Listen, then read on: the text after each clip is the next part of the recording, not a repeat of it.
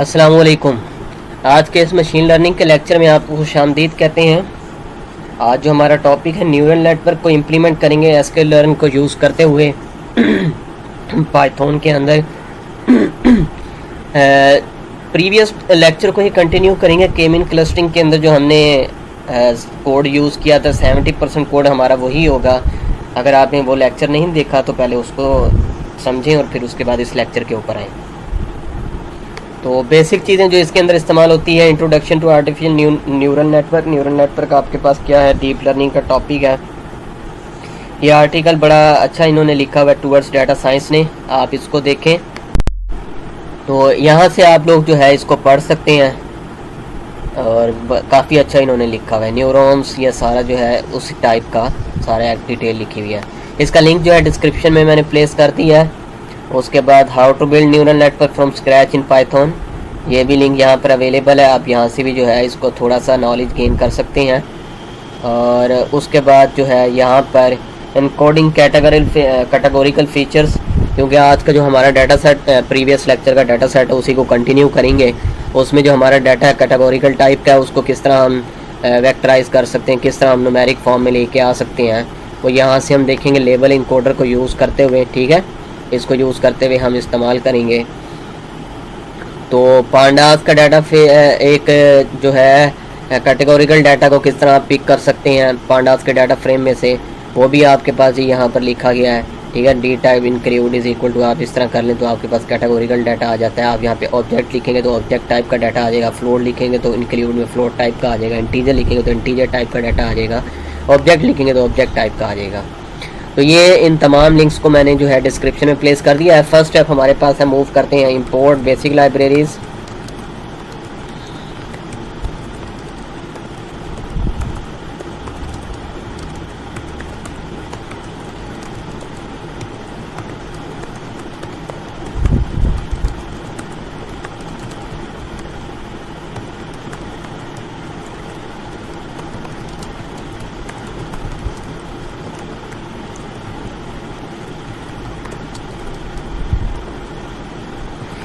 S T T S इसको नाम दे देते हैं, ट्रेंटस स्प्लिट को फ्रॉम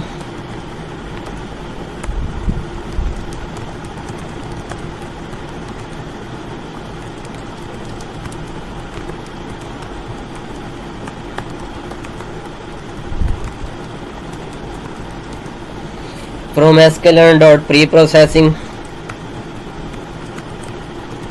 स्टैंडर्ड स्केलर एज बल्कि इसको इसी तरह रहने दें, बल्कि एस कर लें आप, और इनके नाम जो है ना बड़े रखें ताकि पता रखें ये पैकेजेस हैं हमारे। PLT को भी बड़ा कर लें, PLT। ठीक है, NP को भी बड़ा कर लें, NP, और PD को भी बड़ा रख लें, PD, और इसका P भी बड़ा रख लें। ठीक है, ताकि वेरिएबल से ये डिफरेंट नज़र आए। और from SK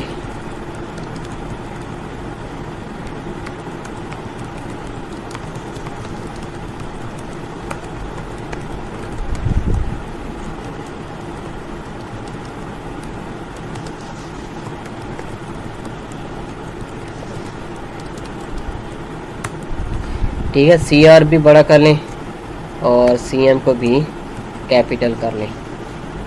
and then in the last from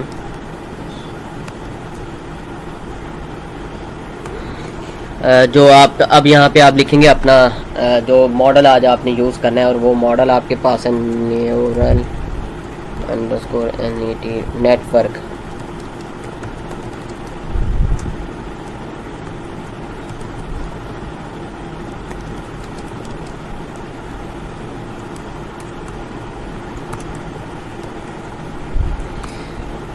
execute किया जी, वो कहता है जी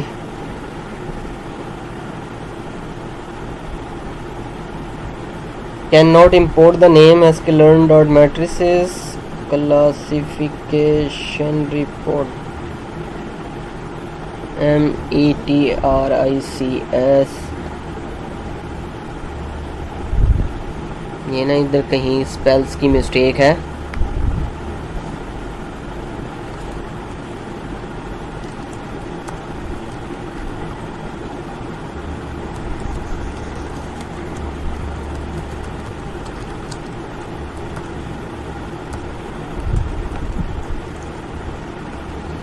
ठीक है। और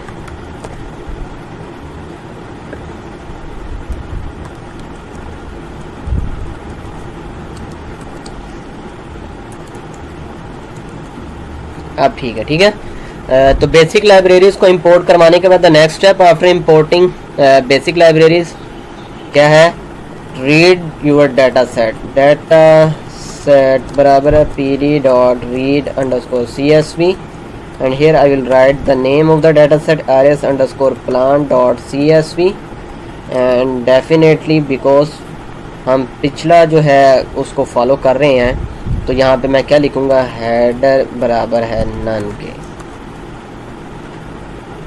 sorry pd is not defined, definitely pd।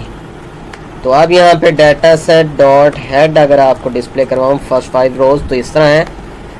और उसके बाद लास्ट टाइम हमने क्या किया था, डाटा सेट को रीनेम किया था, कॉलम्स के नाम लिखे थे, data set is equal to data set dot rename and here I will write columns equal to dictionary pass करूँगा, 0 इंडेक्स को मैंने सीपल लेंथ पास किया था, फर्स्ट इंडेक्स को मैंने सीपल की विड्थ पास किया था और सेकंड को पेटल की length and third one was petal width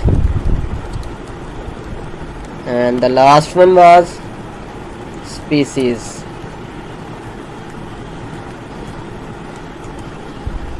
data set dot head, let me show you the first 5 rows। तो ये आपके पास क्या है, डाटा से ये आपके पास कॉलम्स के नाम आ गए। अच्छा, क्लस्टरिंग के अंदर हमने क्या किया था लास्ट लेक्चर के अंदर, सीपल लेंथ से हमने पेटल की विड्थ तक जो सारा डाटा था हमने एक्स के अंदर, ठीक है, जो कि इंडिपेंडेंट थे उसमें सारा डिवाइड किया, तो डिपेंडेंट हमने अलग कर दिया था, डिपेंडेंट हमने शामिल ही नहीं किया, हमने एक्स जो है सिर्फ उसमें डिस्ट्रीब्यूट किया था। तो इसके अंदर आपके पास जो है प्रिडिक्शन यानी कि लेबल्स भी एग्जिस्ट कर रहे हैं, उसमें भी एग्जिस्ट कर रहे थे, लेकिन उसमें हमें ज़रूरत नहीं पड़ी थी, उसमें हमने इस डाटा इसकी बिहाफ पे खुद से हमने क्लासेस बनाई थी, क्लस्टर्स बनाए थे, लेकिन अब हम जो है इसकी बिहाफ के ऊपर करेंगे, ठीक है, लेबल्स की बिहाफ पे। अब यहाँ पे मसला ये आता है कि जो लेबल्स हैं ना आपके पास स्पीसीज़ के अंदर, ये लेबल्स हैं, यानी कि ये पेटल की विड्थ सीपल की लेंथ वगैरह होगी तो ये प्लांट का नाम होगा, अगर ये और होगी तो तब भी ये होगा, अदरवाइज काफ़ी सारी इसके अंदर एग्जिस्ट कर रही होगी, ठीक है। अगर मैं आपको दिखाऊँ डाटा सेट डॉट शेप, अगर मैं आपको दिखाऊं तो 150 रोज हैं आपके पास, इट मींस काफ़ी हैं। तो मुझे क्या है, एक्स और Y dependent and independent variable में मुझे डाटा को डिस्ट्रीब्यूट करना है। To do so I will write X equal to data set dot iloc का मैं यूज़ करूँगा, उसमें तमाम की तमाम rows and definitely I will slice from 0 index to the 4th, 0 to 4 या यहाँ पे आप जस्ट 4 लिख लें। तो ये आप स्लाइस इस तरह कर लेंगे। अगर मैं अब आपको एक्स डिस्प्ले करवाऊँ तो ये सारा डाटा आपके पास है, ठीक है, इंक्लूडिंग द हेडर्स, ठीक है, हेडर्स को भी उसने जो है बीच में शामिल किया हुआ है। तो सेम अब इसी तरह जो है आपने वाई में आप लेके आना तमाम लेबल्स को, लेबल्स के हैं स्पीसीज़ के हैं, तो आप definitely you will write here y equal to data set dot iloc and here you will write all the rows and you will write only the index number of the last column। क्या है जी, वो species है, तो species का क्या column number है, 4 है, तो आपने यहाँ पे लिस्ट पास किया तो आपने यहाँ पे इसलिए 4 लिख दिया। अब y को मैंने यहाँ पे लिखा तो ये इंक्लूडिंग द हेडर आपके पास सारा जो है वो कॉलम यहाँ पे आ गया। तो आप यहाँ पे देखें डिफरेंट टाइप एग्जिस्ट कर रही हैं। अगर मैं आपको दिखाऊँ यहाँ पे कितनी टाइप के प्लांट्स हैं, तो y डॉट डेफिनेटली कॉलम का नाम आगे आएगा species SPEC and here I will write because I am going to check the uniqueness of the species, तो यहाँ पर मैं क्या लिखूँगा, यूनिक, ठीक है। तो आपको ये देखें यहाँ पर 3 टाइप्स के जो हैं प्लांट्स एग्जिस्ट कर रहे हैं। अब मसला ये है कि ये कैटेगोरिकल डाटा मीन्स ये जो है आपका डाटा स्ट्रिंग टाइप का है, ठीक है। ओवरऑल तो ये नंपाई अरे में है, लेकिन अगर इसकी एक सिंगल इंस्टांस की बात करें तो स्ट्रिंग टाइप का है। इसको आपने लेबल असाइन करना है, लेबल यानी कि इंटीजर में डिवाइड करना है। तो ये ज़रूरी है before going to split your data into training and testing और you are going to create testing and training data set. आपने जो है अपने ये जो कैटेगोरिकल डाटा इसको आपने स्प्लिट अप इसको आपने चेंज करना है, कन्वर्ट करना है किसके अंदर, न्यूमेरिकल हालत के अंदर। तो उसके लिए आपके पास ये आपके पास टॉपिक है लेवल इनकोडर का, ये आपने जो है यूज़ करना है। आप डायरेक्ट भी आप इसको कर सकते हैं, इंपोर्ट करवा लें from sklearn dot pre processing import label encoder. नहीं तो आप इस तरह भी कर सकते हैं, क्यों हमने प्री प्रोसेसिंग को पी का नाम दे दिया, आप इस तरह कर लें। बेशक आप कहें जी पी डॉट, आप कह लें पी बड़ा था तो पी डॉट लेबल इनकोडर, आप इस तरह कर लें। और definitely you have to create the object for further usages. आप यहाँ पे लिखते हैं लेबल का, लेबल टाइप का कर लें आप, ठीक है। अगर आप लेबल को प्रिंट करवाएंगे तो आप देख सकते हैं it contains label encoder method. तो अब आपके पास ये क्या, ये एक numpy अरे है, ठीक है, ये एक अरे है, numpy अरे है।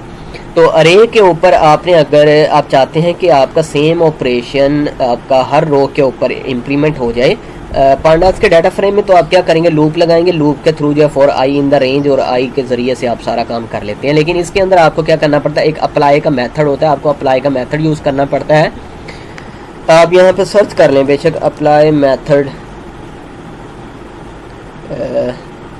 मेथड इन पांडास कर लें, या पाइथन ये रहा numpy अरे, numpy,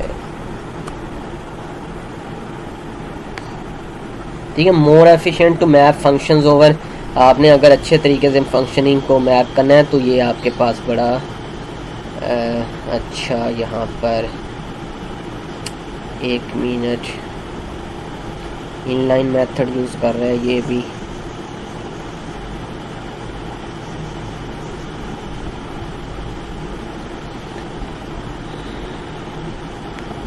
मैपिंग के अंदर अप्लाई अलोंग एक्स एक्सिस, नहीं ये भी नहीं है। आप जो है ना अप्लाई मेथड इन numpy हटा दें, जस्ट पाइथन लिख दें, तो यहाँ पर चलिए इसको कर लें। लेकिन हम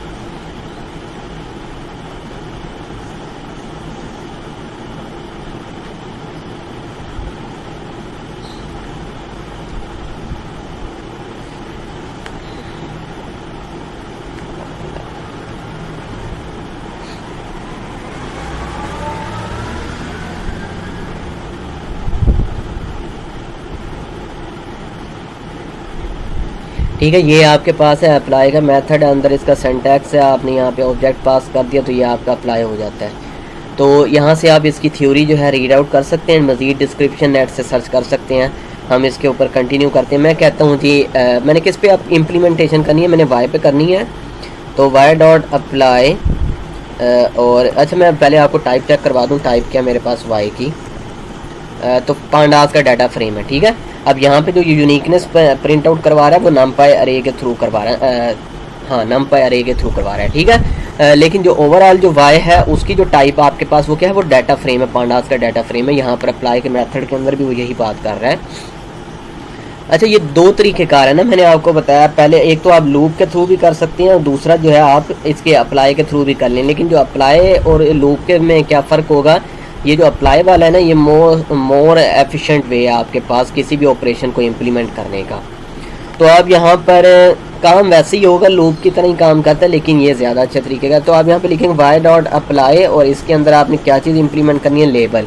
लूप की ज़रूरत नहीं पड़ेगी एक तो डेफिनेटली हमें लगाने की, तो लेबल आपने इम्प्लीमेंटेशन करनी है। और साथ साथ आप कह दीजिए आप ट्रांसफॉर्मेशन भी करना चाह रहे हैं, तो आप कह दीजिए फिट अंडरस्कोर ट्रांसफॉर्म, ठीक है। ट्रांसफॉर्मेशन तो ज़रूरी है डेफिनेटली, और आपने चेंजिंग भी तो करनी है, तो डेफिनेटली आप रोल बैक करेंगे चेंजेस को, तो वाई में ही रोल बैक होंगी, तो वाई आपने यहाँ पे लिख दिया। अब इसको अगर आप डिस्प्ले करवाएं वाई को, तो ये देखिए आपके पास पहले जो वाई में डाटा एग्जिस्ट कर रहा था वो किस तरह का था, कैटेगोरिकल टाइप का था। अब डाटा आपका सारा कन्वर्ट हो चुका है लेबल न्यूमेरिकल हालत के अंदर। अच्छा जी, अब ये जो काम आपने किया है ना, ये कैटेगोरिकल न्यूमेरिकल हालत में डाटा को लेकर आए हैं, ये ट्रेन टेस्ट स्प्लिट के बाद भी आप कर सकते थे, ज़रूरी नहीं है आपने पहले करना। अगर बाद में करते तो आपका डाटा वाई अंडरस्कोर ट्रेन और वाई टेस्टिंग में डिवाइड हो जाना था, तो फिर आपको 2 बार करना पड़ना था, तो इसीलिए आपने पहले कर लिया। तो अब आप यहाँ पे लिखेंगे x underscore train comma x underscore test comma y underscore train comma y underscore test is equal to TTS का नाम दिया था मैंने उसको x and y, and definitely I will write the test size here. By default split is always 30%, आप लिखें या ना लिखें तो एक्स अंडरस्कोर अगर मैं आपको ट्रेन डिस्प्ले करवाऊँ डॉट शेप, तो आपके पास ये है। और यहाँ पे मैं अगर प्रिंट करवा दूँ जी आपको यहाँ पे train shape, train data set, ठीक है, कोमा, और यहाँ पर मैं इसको इस तरह लिख लेता हूँ। इसको मैं कॉपी कर लेता हूँ और यहाँ पे पेस्ट कर देता हूँ और यहाँ पे मैं लिख देता हूँ टेस्ट डेटा सेट। यहाँ पे लिख देता हूँ एक्स माइनस ट्रेन और यहाँ पे एक्स हाइफन ट्रेन टेस्ट और x T S T test dot shape. Similarly इसको मैं कॉपी कर लेता हूँ और यहाँ पर मैं इसको पेस्ट कर देता हूँ और ये यहाँ पे लिख देता हूँ वाई ट्रेन और यहाँ पे वाई टेस्ट और ये y train and this one will be y test dot shape. तो इसको भी मैं डिस्प्ले करवा लेता हूँ, इसको भी करवा लेता हूँ। तो ये लेंगी आपके पास जो है एक्स ट्रेन जो डाटा सेट था 105 रोज़ टोटल हैं उसके अंदर, ठीक है, स्प्लिटिंग के बाद, और 45 रोज़ किस में चली गई, वो इसमें चली गई। तो ओवरऑल जो आपके पास डाटा था वो क्या था, वो ओवरऑल जो डाटा आपके पास, अगर मैं इधर यहाँ पर आके प्रिंट करवा दूँ मैं टोटल डाटा सेट, लेक्चर की ड्यूरेशन भी बढ़ रही है रिकॉर्डिंग की, तो मैं इसको जल्दी से कर लेता हूँ। और यहाँ पे आके टोटल मेरा एक्स में एग्जिस्ट कर रहा था ना, तो डॉट शेप मैं इसको जल्दी से कर लूँ ताकि ड्यूरेशन मेरी कम हो जाए। Y total x, x frame लिखता हूँ, डाटा सेट तो नहीं लिखूँगा, definitely frame, and here I will write y frame क्योंकि फ्रेम है ना। तो टोटल मेरे पास 150 था, 4 फीचर्स थे, ऑब्जर्वेशन 150 हैं, 4 फीचर्स हैं, उसमें से 105 एक्स ट्रेन में गए, 45 जो हैं इसमें गए। सिमिलरली इसी तरह यहाँ पे 1 फीचर है, 150 ऑब्जर्वेशंस हैं, 105 वाई ट्रेन में, 45 इधर गए। ठीक हो गया 30% के स्प्लिट के लिहाज से। अच्छा ये डाटा आपका ना अब डिस्ट्रीब्यूट हो चुका है। अब यहाँ पे मसला क्या आ रहा है, अब इसके बाद ट्रेनिंग एंड टेस्टिंग में डिवाइड करने के बाद आप लोग क्या करते हैं, you always choose your model before training. आप ट्रेनिंग करते हैं उससे पहले आप मॉडल को चूज़ करते हैं, लेकिन मैं ट्रेनिंग तो कर लूँगा, लेकिन अगर यहाँ पर आए तो ये जो डाटा है मेरा वंस में है, ये डाटा मेरा किस में है, वंस में, आप देख सकते हैं वंस में है। लेकिन अगर मैं यहाँ पर आऊँ, इसमें आऊँ, तो ये मेरा डाटा किस में एग्जिस्ट कर रहा है, ये मेरा टेंस में एग्जिस्ट कर रहा है। तो डाटा मेरा जो है इक्वली शेप का नहीं है, तो मुझे क्या करना पड़ेगा, मुझे पहले इनके शेप जो है इक्वल करनी पड़ेगी। तो उसके लिए मैं यहाँ पर क्या करता हूँ, मैंने डेफिनेटली वहाँ पे एसएस यूज़ किया था, स्टैंडर्ड स्केलर को। तो एसएस को मैं कह देता हूँ जी स्केलर, ठीक है, इज़ इक्वल टू ये, तो SCALER स्केलर को मैं अगर प्रिंट करवाता हूँ तो स्टैंडर्ड स्केलर है। तो मुझे फीचर स्केलिंग करनी पड़ेगी। तो फीचर स्केलिंग के लिए मुझे क्या करना पड़ेगा, नॉर्मलाइज कर रहा हूँ ना, फीचर स्केलिंग नॉर्मलाइजेशन का दूसरा नाम है। तो आप मुझे यहाँ पे क्या करना पड़ेगा, मैं यहाँ पे फीचर स्केलिंग के लिए किसकी मैं फीचर स्केलिंग करूँगा, मैं बेसिकली उन्हीं की फीचर स्केलिंग करूँगा जिसकी बिहाफ पे मैंने ट्रेनिंग परफॉर्म करनी है, ठीक है, जिसमें मेरा दूसरा डाटा एग्जिस्ट कर रहा है, कैटेगोरिकल जिसमें नहीं था डाटा एक्स वाला। तो मैं एक्स अंडरस्कोर ट्रेन उसी में स्टोर करवाऊँगा, is equal to S scaler dot क्या करूँगा, फिट अंडरस्कोर ट्रांसफॉर्म, और यहाँ पर एक्स अंडरस्कोर ट्रेन, ठीक है। और definitely I will copy it and paste it again, and here I will write x underscore test and here test test, ठीक है। और ये आपका हो गया। अगर मैं आपको दिखाऊं x अंडरस्कोर ट्रेन, अब आपको दिखाऊं तो आपके पास, ठीक है, नॉर्मलाइज हो गया डाटा सारा, नॉर्मलाइज हालत के अंदर आप देख सकते हैं। अच्छा एनीवे सेम वैसे ही वो आपके पास दूसरा होगा। इसको मैं जो है यहाँ से रिमूव कर लेता हूँ। चले अच्छा, अब आपने क्या करना है, अपने मॉडल को चूज़ करना है। तो मॉडल आपके पास क्या था, आपने उसको इंपोर्ट करवाया था MLPC के नाम से ना। तो अब आप यहाँ पे कहेंगे जी model equal to MLPC and here is the important argument of your model and that is hidden layer sizes. तो hidden underscore layer underscore sizes is equal to, आप कहते जी मैं 10 नोड्स क्रिएट कर रहा हूँ and the iteration using the iteration maximum iterations will be, आप लिखें max underscore iter is equal to 1000। Default value 1000 ही होती है, आप लिखें या न लिखें। MLP डॉक्यूमेंटेशन ये डॉक्यूमेंटेशन मैंने यूज़ की थी। आपके पास जो है डिफ़ॉल्ट लेयर जो है आपके पास हंड्रेड्स हैं, ठीक हो गया। और उसके बाद जो है आइट्रेशन जो है जो है आपके पास 200 होती है। मैंने सॉरी आपको 1000 बोल दिया, 200 मैक्सिमम आइट्रेशन डिफ़ॉल्ट के अंदर होती हैं, एग्जिस्ट कर रही होती हैं। और यूज़ करने का तरीक़ेकार ये है। और ये आपके पास क्या करेगा, ये आपके पास मल्टी लेयर परसेप्शन जो है आपके पास परसेप्ट्रॉन जो है क्लासीफायर है आपके पास, ये जो MLP क्लासीफायर है और ये न्यूरल नेटवर्क के अंदर इस्तेमाल हो रहा है, ठीक है। और ऑप्टिमाइज़ करते लॉग लॉस फंक्शन को यूज़ करते हुए। एनीवे इसकी आप डॉक्यूमेंटेशन यहाँ से पढ़ लीजिएगा। और उसके बाद आप क्या करते हैं, मॉडल को चूज़ करने के बाद डॉट पर फिट करते हैं, आप ट्रेनिंग करते हैं किसकी, x_train, y_train आपने यहाँ पे लिखा। और मॉडल वो कहता है जी इज़ नॉट डिफाइन, मॉडल क्यों नहीं डिफाइन, अच्छा इसको एग्जीक्यूट नहीं किया। एग्जीक्यूट करने के बाद वो कहता है हिडन लेयर साइजेस, हिडन के HIDDEN है ना, हो गया। तो अब यहाँ पर ये भी हो गया, अच्छा एग्जीक्यूट हो गया, ट्रेनिंग हो गई। लेकिन यहाँ पर एक वार्निंग दे रहा है जी, वो कहता है column vector y was passed when the one dimensional array was expected, please change the shape of the size y to using the Ravel method। तो रेवल मेथड को यूज़ कर लेते हैं, ऐसी क्या बात है, हम y को रेवल के थ्रू कर लेते हैं। एरर आएगा और आया definitely, data frame has no object ravel because it always fetched by, it is always fetched by, यहाँ पे वैल्यूज़ आएगा, ठीक है। तो वैल्यूज़ के ज़रिए से अब जो है आपने जस्ट क्या करना है थी, ट्रेनिंग कर प्रेडिक्शन परफॉर्म करनी है। तो definitely you always create the object y_predict predict, और यहाँ पर आप लिख दें मॉडल डॉट प्रेडिक्ट, आप यहाँ पर लिख दें और इसके अंदर x_test को पास कर देंगे। तो ये आपकी प्रेडिक्शन परफॉर्म हो गई है। अब जस्ट आपने रिजल्ट को विजुलाइज करवाना इन द लास्ट। तो to visualize your result, to interpret your result, you have to write CR classification report, CR, और इसके अंदर y_test and the second parameter will be y_predict and definitely CR नहीं है, CR है, इस तरह।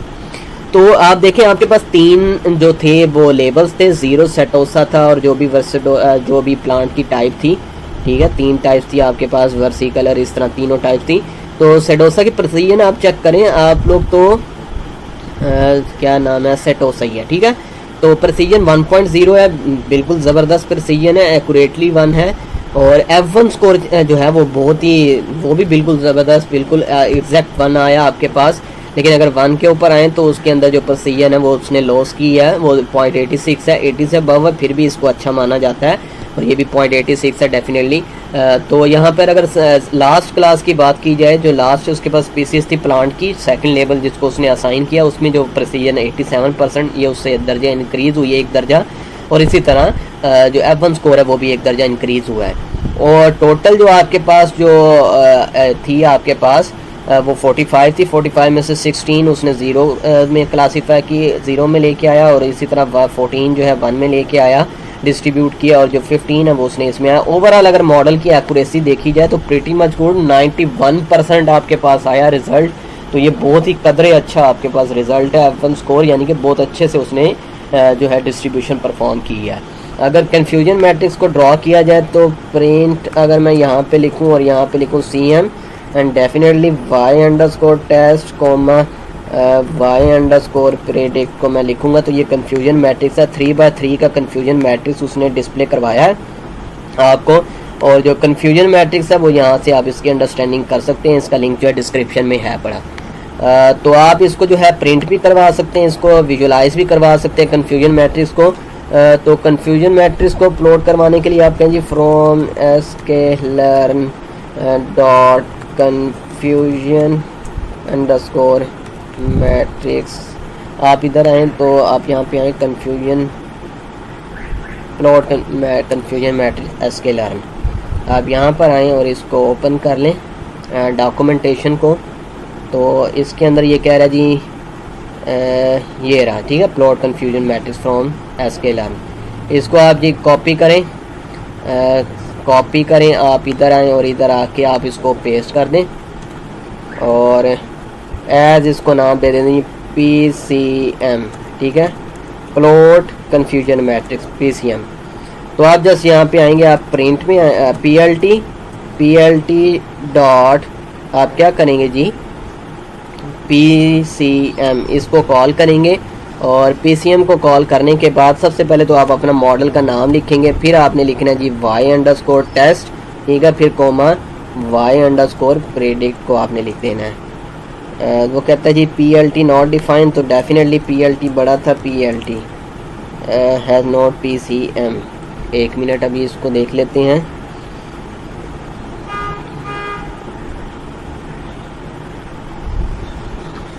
y_test and इसको मैं कॉपी करता हूँ और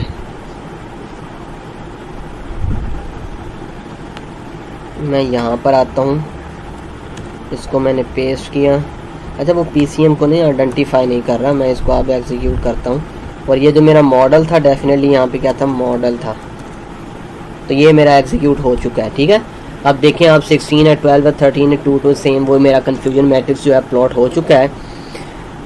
अब इसके अंदर ना डिफरेंट आर्गूमेंट्स भी हैं, आप इसके पैरामीटर्स भी चेंज कर सकते हैं। पैरामीटर किस तरह चेंज कर सकते हैं, आपके पास जी कन्फ्यूजन मैट्रिक्स, अगर मैं इसके ऊपर आऊँ तो यहाँ पर डिफरेंट पैरामीटर्स हैं। अच्छा ये जो हमारा अभी कन्फ्यूजन मैट्रिक्स डिस्प्ले हो रहा है ये विदाउट नॉर्मलाइजेशन है। मैं अगर इधर आऊँ, आपके पास ये डाटा नॉर्मलाइज नहीं है। अगर आपने नॉर्मलाइज करना है आप यहाँ पर आए, पहले तो ये लिखे ना PLT.title, ये इसे कहते हैं कन्फ्यूजन मैट्रिक्स हीट मैप। ये हीट मैप आप डिस्प्ले करवा रहे हैं, ठीक है, तो ये हीट शो हो रही है। आप यहाँ पे कह लें जी confusion matrix heat map without normalisation,